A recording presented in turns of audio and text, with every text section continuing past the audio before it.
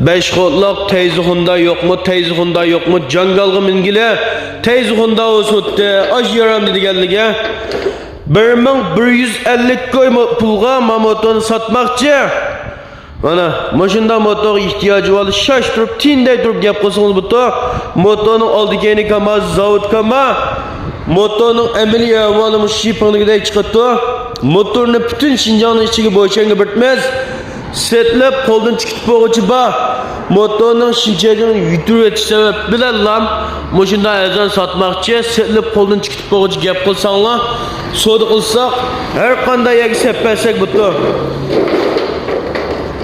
Motorun motoru boş yenge sepperimiz makama jiyitkan taraktörük evvel bulap kayıp kalsa acı bağan kegen kranı belseniz buttu bir ep kalsak pulumuzun birini kayıp belsek buttu.